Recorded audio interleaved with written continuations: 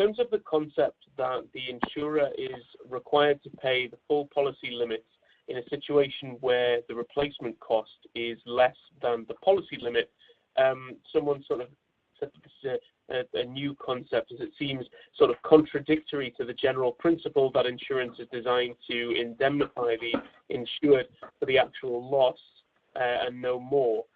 Is there any case law that goes the other way on this issue in a total loss situation?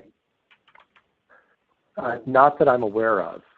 There is a fair amount of published decisions on this, and they tend to be grouped around the early 1900s and then the Depression era and then more recently, because the only time that you get this real disparate value versus insured value, actual value versus insured value, is when land prices and property prices are going up and down rapidly.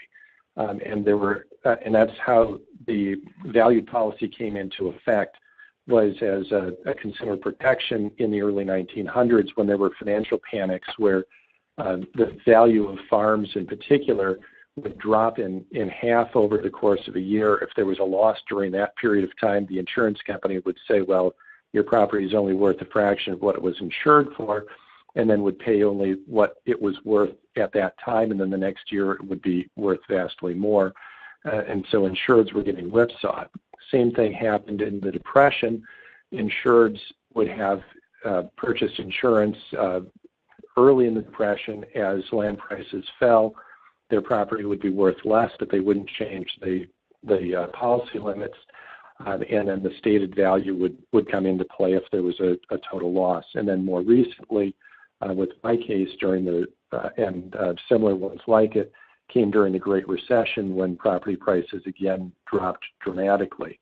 And in each of the three eras, the case law seems to be pretty clear that the issue of total loss is an underwriting issue, and the company has to underwrite the property carefully and appropriately, because they should be insuring it for its actual value, and if they're not, it's the insurance company's risk that they're overvaluing the property in case of a total loss, not the insured's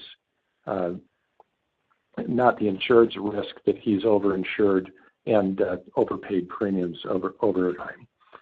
So it's pretty universally recognized that you do not look at the actual value of the property in determining whether it's a total loss.